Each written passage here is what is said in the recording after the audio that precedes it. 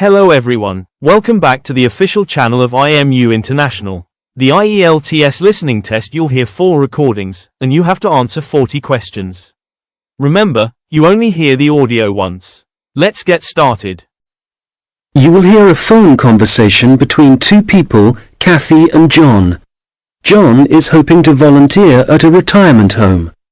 First, you have some time to look at questions 1 to 10.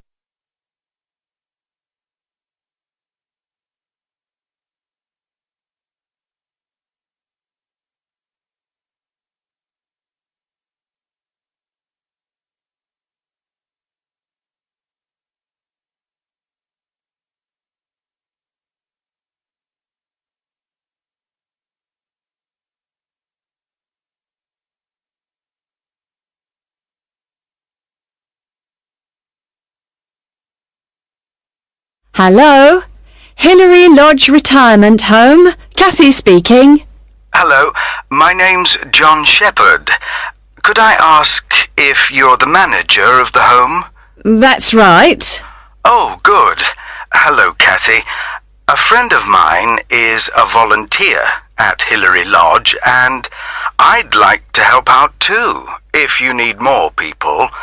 I work part-time, so I have quite a lot of free time. We're always glad of more help, John. Shall I tell you about some of the activities that volunteers get involved in? Please. Well, on Monday evenings, we organise computer training. We've got 6 laptops, and 5 or 6 residents come to the sessions regularly. They're all now fine at writing and sending emails, but our trainer has just moved away, and we need 2 or 3 volunteers who can help the residents create documents. Just simple things, really. I'd certainly be interested in doing that. Great! Then on Tuesday afternoons, we have an informal singing class, which most of the residents attend. We've got a keyboard and someone who plays, but if you'd like to join in the singing, you'd be very welcome. I work on Tuesdays at the moment, though that might change. I'll have to give it a miss for now, I'm afraid. OK. Then on Thursday mornings, we generally have a session in our garden. Several of our residents enjoy learning about flowers, where they grow best, how to look after them and so on. Is that something you're keen on? I'm no expert, but I enjoy gardening, so yes, I'd like to get involved. Do you have your own tools at the home? We've got a few, but not very many. I could bring some in with me when I come. Thank you very much. One very important thing for volunteers is that we hold a monthly meeting where they all get together with the staff. It's a chance to make sure we're working well together and that everyone knows how the residents are and what's going on in the home. Uh-huh. Now, obviously, we'd need to get to know you before you become one of our volunteers. Of course. Could you come in for an informal interview later this week, maybe? I'm busy the next couple of days, but would Saturday be possible? Certainly. Just drop in any time during the day. I won't be working then, so you'll see my assistant, Mairead. Sorry, how do you spell that? It's M-A-I-R-E-A-D.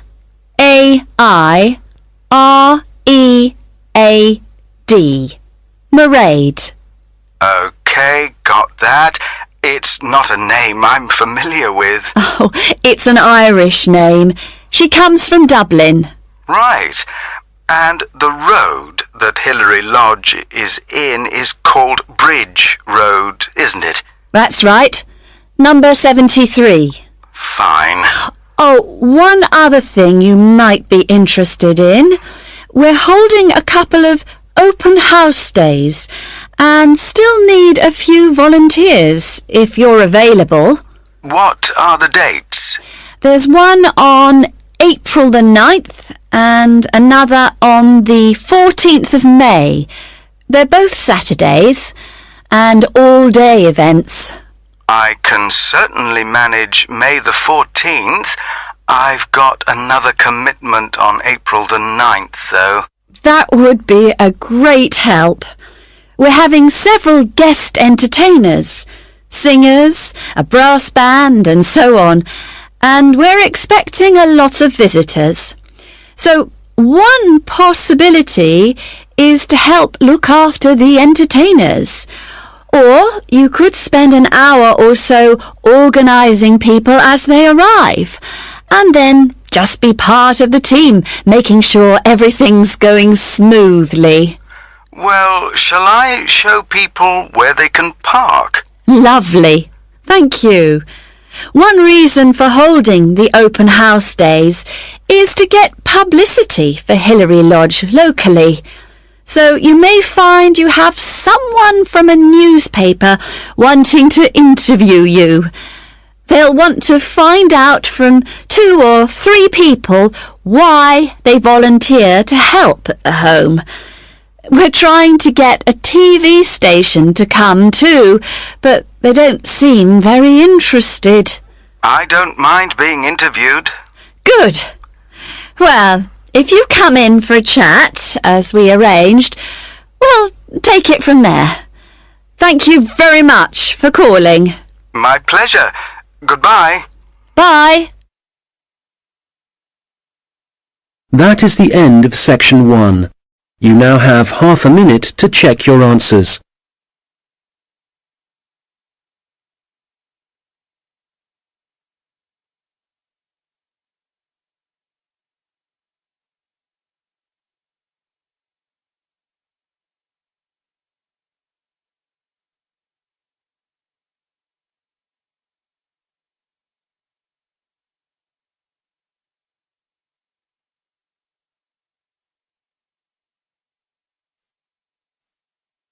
Now turn to section 2. Recording 68. You will hear the head of a centre which offers evening classes for adults. She is explaining some recent changes which have been made to the centre. First, you have some time to look at questions 11 to 15.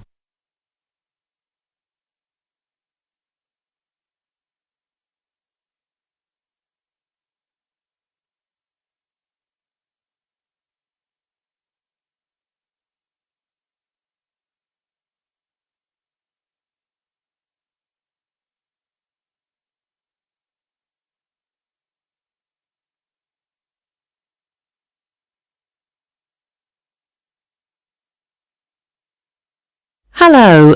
As some of you know, I'm Mairead, the head of the college's Learning Resource Centre. We've invited all of you taking evening classes and leisure activities to come and see the changes we've made to the centre in the last month. One major change we've made here on the ground floor is to the layout, as you can see from looking around you. I'm sure you'll recognise the desk. That's still in the same place, as it has to be just inside the door. But you'll see that there are now periodicals on the shelves in the corner behind the desk. We've brought them nearer the entrance because so many people like to come in just to read magazines. We now stock a far wider range of periodicals than we used to, so we've decided to separate them from newspapers.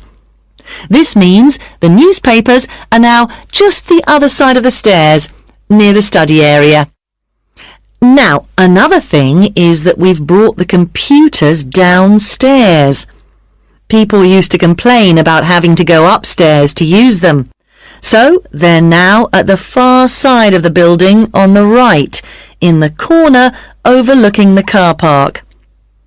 We've now got an extra photocopier. So, as well as the one upstairs, there's one down here. You can see it right opposite the entrance, by the wall on the far side. The biggest change, though, and one I'm sure many of you will welcome, is that we now have a cafe at last. We've been asking for one for years. If you turn right, as soon as you get past the desk, you'll see the door ahead of you. It became possible to have a cafe because the building has been extended and we've now got a new office and storeroom area. What else should I tell you about before we walk round? Oh yes, we've had so many requests for books on sport that we've bought a lot more, and they're all together immediately to the right of the entrance. Before you hear the rest of the conversation, you will have some time to look at the questions 16 to 20.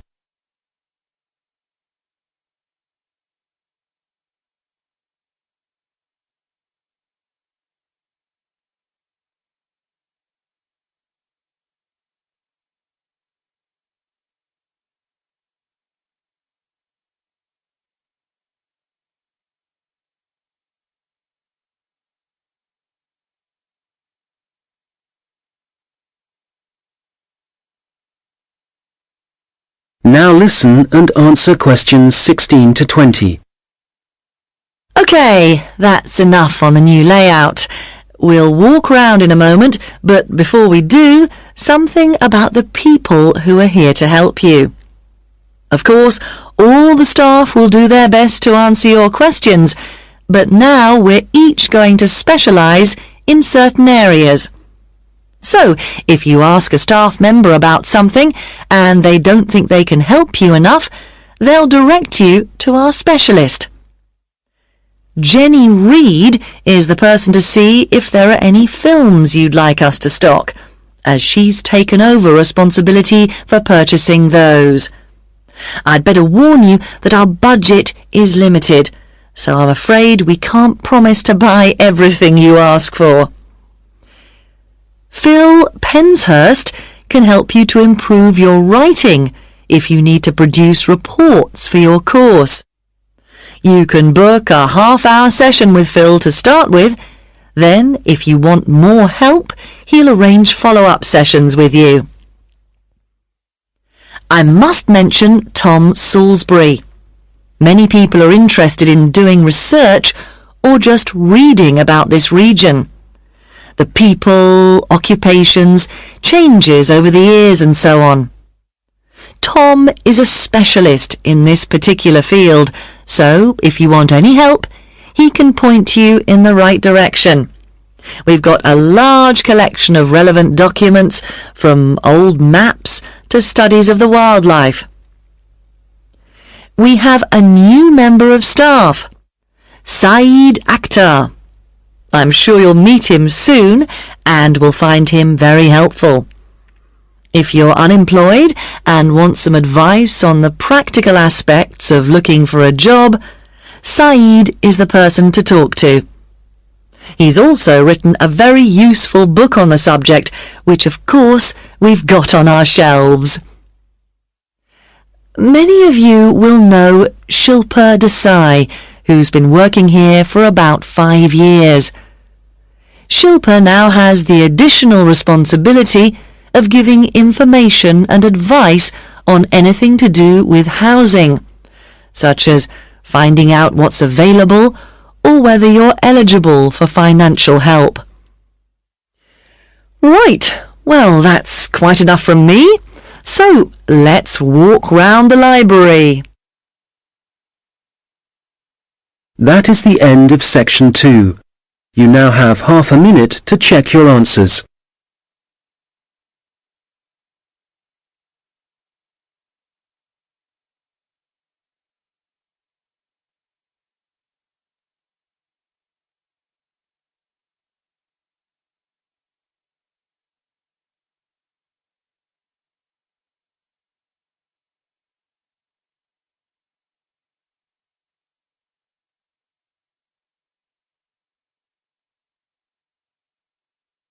Now turn to section 3. Recording 69. You will hear a tutor and a student discussing a project the student is working on. First, you have some time to look at questions 21 to 27.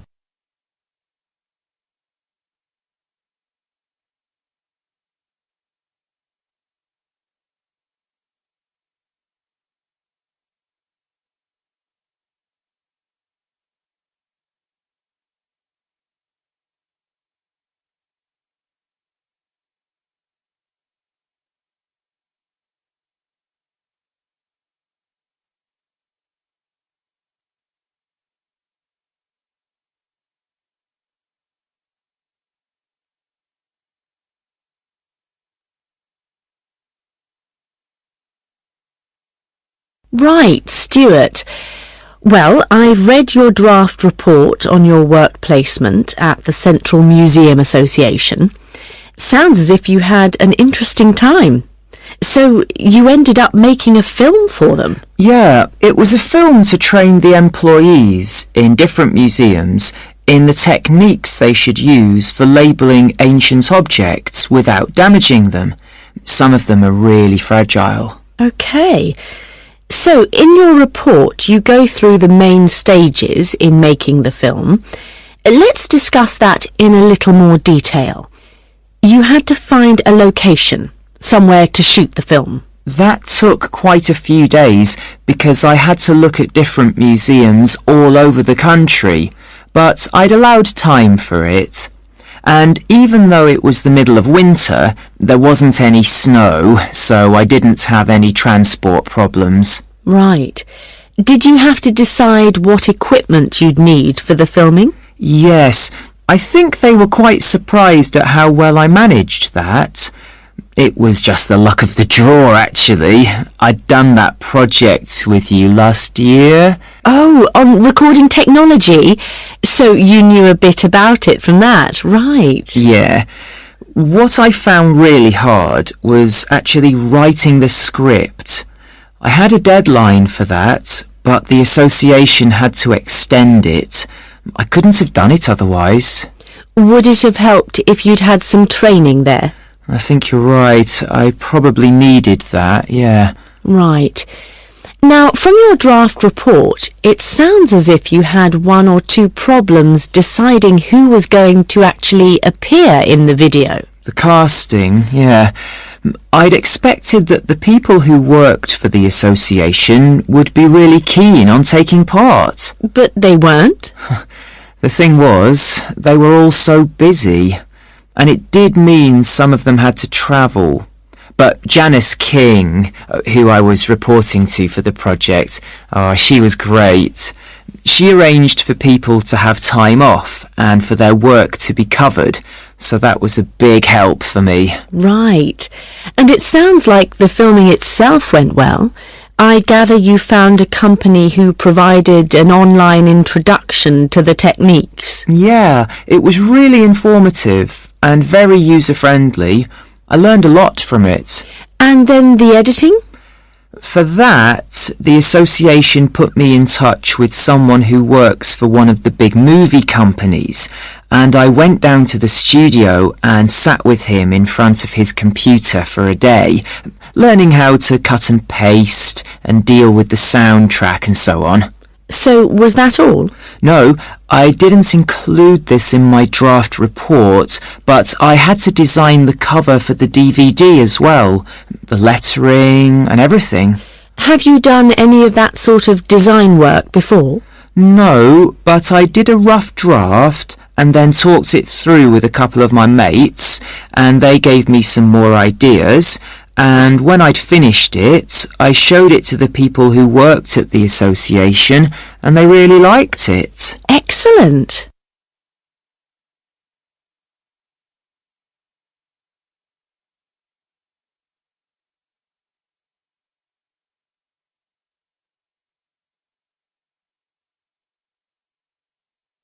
Now listen and answer questions 28 to 30. Now, as well as your own draft report, I've also received some written evaluation from the association on the work you did during your placement, and how it was of benefit to them. I noticed that you haven't included anything on that in your report yet. How my project benefited the association, you mean? So, do I have to include that? Yes. Well, let's think. I suppose if I hadn't made the film for them, they'd have had to get an outside company to do it. But because I was actually working for the association, I'd got much more of a feeling for what their aims are. Things like their responsibility for the conservation of the exhibits. I don't think an outside company would have had that understanding. They'd have been more detached. Right. And the association also said that because of your background, you had a good idea of where to go to get the best deal for the equipment you needed.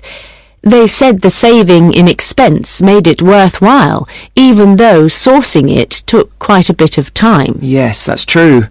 The association also said making the film had a very positive effect in getting staff to work together more closely. Oh, I hadn't heard that. That's good. And certainly people weren't afraid to tell me what they thought about it as I was making it, so I was able to get lots of feedback at every stage. That was useful for me, but it also meant the final product worked better for them. Can you think of any other benefits? Well, I don't think they'd really thought out what they'd do with the film once it was made. I made quite a few suggestions for the distribution, other people we could send it to, as well as museum staff. Yes, they mentioned that. OK, good. Well, it sounds like they certainly... That is the end of section 3. You now have half a minute to check your answers.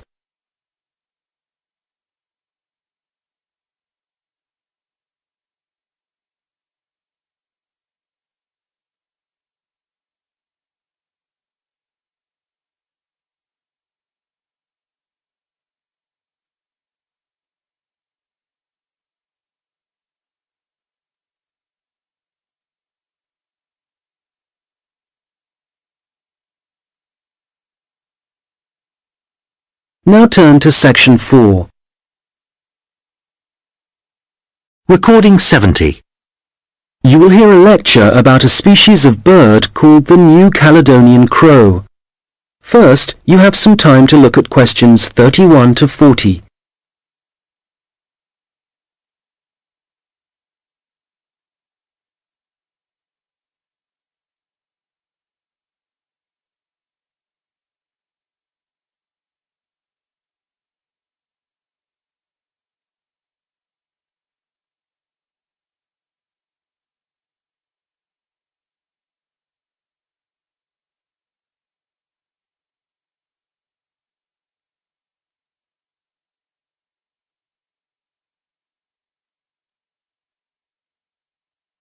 Now listen carefully and answer questions 31 to 40. I'm going to talk today about research into a particular species of bird, the New Caledonian crow, whose natural habitat is small islands in the Pacific Ocean. And it seems that these crows are exceptionally resourceful. Using sticks or other tools to find food isn't unknown among birds and animals. Some chimpanzees, for example, are known to bang nuts on stones in order to break the shell and get at the edible kernel inside. One New Caledonian crow, called Betty, bent some straight wire into a hook and used it to lift a small bucket of her favourite food from a vertical pipe. This experiment was the first time she'd been presented with wire, which makes it very impressive. Another crow, called Barney, has demonstrated his skill at using sticks to forage for food. In one research project, scientists from New Zealand and Oxford set captive New Caledonian crows a 3-stage problem. If they wanted to extract food from a hole, the crows first had to pull up a string to get a short stick, then use that short stick to remove a long stick from a toolbox, and finally use the long stick to reach the food. Amazingly, they worked out how to do this successfully. Further experiments carried out at Oxford suggest that crows can also use sticks as tools to inspect all sorts of objects, possibly to assess whether or not they present a danger. The idea for the experiment came from observing the birds using tools to pick at random objects, such as a picture of a spider that was printed on some cloth.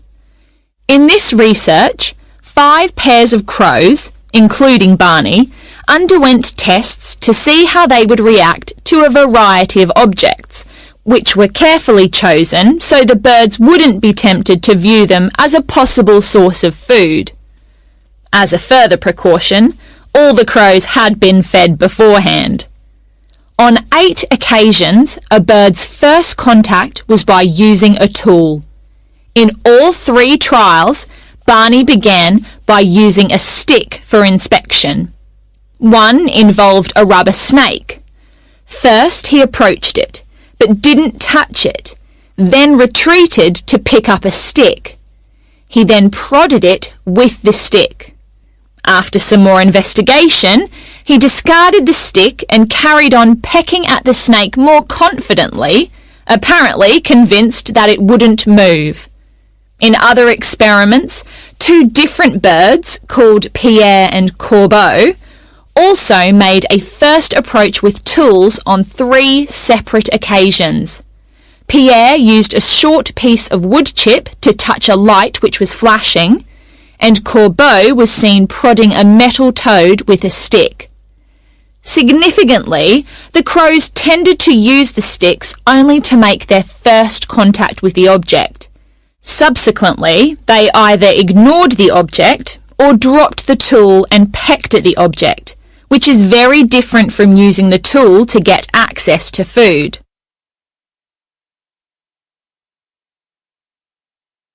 So, what conclusions can be drawn from the research? Evidence is building up from experiments such as these that the birds are able to plan their actions in advance, which is very interesting for understanding their cognition. They don't seem to be responding in a pre-programmed sort of way. It may even be possible that they're able to view a problem and work out what the answer is. However, a major difficulty is assessing whether this tool-using behaviour is a sign of intelligence. To some extent, this is related to the ecological circumstances in which the animal is found. So, scientists want to find out much more about how the crows behave in their native habitat, and a team from Exeter and Oxford universities is carrying out research in New Caledonia. They're looking into whether the birds' way of searching for food gives them any possible evolutionary advantage. The birds are hard to observe, as they live in a region of mountainous forest, so the researchers have attached tiny cameras to the tails of some birds as one method of investigating their behaviour. The birds are masters at using sticks to find their food, in particular beetle larvae from the trees.